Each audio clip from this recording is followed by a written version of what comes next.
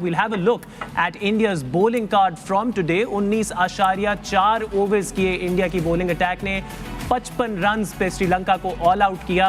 वसीम भाई, pick of the bowlers Mohammad Shami. Absolutely, Shami. 5 overs, 18 for 5, and what a spell, man! And what a record! He's the second bowler in the history of World Cup taking 3 fifers. Only Mitchell Starc had taken before it. That's a massive deal, and most wickets for India in the World Cups. Another record for this young talent. 45 wickets Shami की हो गई हैं. इससे पहले जहीर खान की थी 44. I think we talk about it off the in a break, और जब हम बैठे होते हैं कि Shami why he's been so successful. और I think इस साल के से पिछले साल 2 पांजे इसने वैसे वनडे में और भी लगाए हुए हैं. And that's incredible performance by him. आके सीम मारता है, वहीं से गेंद बाहर, वहीं से गेंद अंदर, but mostly and with good pace. वही भी इसकी लेंथ वो है, वो रिवॉर्ड वाली, you know, back of a length, वहीं से अंदर, वहीं से बाहर, round the wicket, over the wicket. और देखिए ये खींची हुई लेंथ जो कहते हैं ना हम, वो करता है ये. और बिकॉज लंबी क्रिकेट खेलता है, टेस्ट भी खेलता है, दैट्स अनदर ब्रिलियंट डिलीवरी. ज़्यादा बुमराह जितनी स्विंग नहीं हुई इसकी, बट इसकी बॉल सीम होती है, जो पढ़ के जिसे कहते हैं हम लगती है. देखे ना सारे बैट्समैन बैक फुट पे खेल रहे थे इसको, और ये इसकी तीसरी या चौथी विकेट थी. But over and all performance has been exceptional. That was full delivery, good pace, middle stump gone, easy catch by Gill in second slip. They're just toying around with the Sri Lankan batters. It was great to see, and so impressed by his bowling, not just in this game, in the whole World Cup. I mean, he's got 14 wickets in 3 games. और शुरू में वसीम भाई बाहर बैठे, Yeah. so when he got his chance, he grabbed it with both hands, which is very important in an event like the World Cup. Very any event, I suppose. You just wait for your turn, and when it comes, that's where you should try to shine, and he did it ideally, perfectly. I mean, incredible performance, and he's only going to get better. So that's a good news for world cricket. Misbah, आपके पास आऊँगा. मोहम्मद सिराज ने जहाँ Asia cup के final में श्रीलंका की batting को छोड़ा था, आज लगता है वहीं से he picked up again. How good was he today?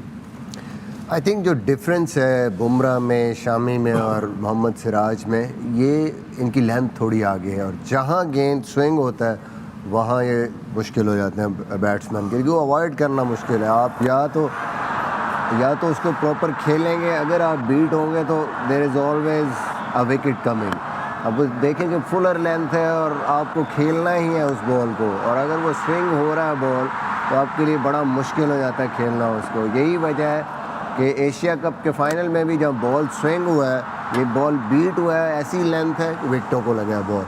Bumrah इस लिहाज से थोड़ा सा यहाँ पे उनको उतनी विकेटें नहीं मिल रही. एक तो वो बॉल एक्स्ट्रा ऑर्डिनरी किस्म के गेंद करते हैं कि जो बैट्समैन अक्सर बीट हो जाते हैं, उस पर निक नहीं लगती, और थोड़ा सा बैट्समैन उनको खेलते भी उससे है माइंड सेट से कि हमने निकालना है ये ओवर.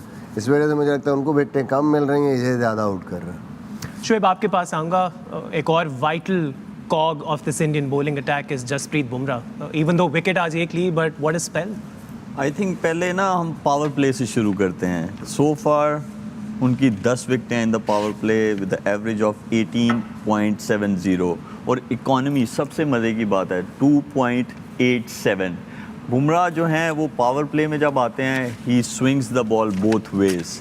मिडल ओवर्स में आते हैं, उनका रिवर्स जो है वो बहुत अच्छा हो रहा था. ये पावर प्ले में देखे, पहला ही बॉल ऐसा बॉल था, अनप्लेएबल था, जैसे मिसबा भाई ने कहा, और ये ऐसा बॉल था कि जो बीट हो गए. जो मिसबा भाई ने कहा कि अनप्लेएबल हो जाता है तो बैटर जो है वो बीट हो जाता है. तो इनकी क्वालिटी ये है कि इनको आप किसी भी सिचुएशन में लेके आएँ, ये हैंडी हैं टीम के लिए. इनको आप नए बॉल से लेके आएँ, इनको आप मिडल ओवर्स में थोड़े जो सेमी न्यू बॉल होता है उससे लेके आएँ, फिर आप डेथ ओवर्स में इनको लेके आएँ. यॉर्कर्स बहुत अच्छे हैं, रिवर्स स्विंग बहुत अच्छा है, और ऐसा बॉलर अगर आपकी टीम में है और फॉर्म में है तो I guess as a captain आप बहुत कॉन्फिडेंट रहते हैं throughout your bowling period. Out of form आज तक कभी नजर नहीं आया, हमेशा फॉर्म ही चलती है इनकी. नहीं थे जब इंजर्ड थे. बट आप बुमराह को देखें कि वो इंजरी से अभी रिसेंटली ही वापस आए हैं, और आते साथ बैक टू बैक परफॉर्मेंसेस जो बहुत अच्छी की हैं उन्होंने. इंजरी देखिए, इंजरी किसी को भी हो सकती है, और इंजरी जो है, जो आपके साथ काम कर रहा है आपके रीहैब पे, या जब आपको इंजरी हुई थी, जो फिजियो है उसके साथ एज अ प्लेयर आपको बहुत ऑनेस्ट रहना पड़ता है और उसके साथ साथ अपनी ज़ात के साथ बहुत ऑनेस्ट रहना पड़ता है कि आया आप इतने बड़े प्लेटफॉर्म में जा रहे हैं and you are completely fit, तो ये बहुत इंपॉर्टेंट है। मुझे नहीं लगता कि इंजरी से पहले और इंजरी के बाद कोई फ़र्क उनमें आया है। ही सेम ओल्ड बुमराह जो इंजरी से पहले थे, मुझे लग रहा है कि अब और बेहतर हो गए हैं।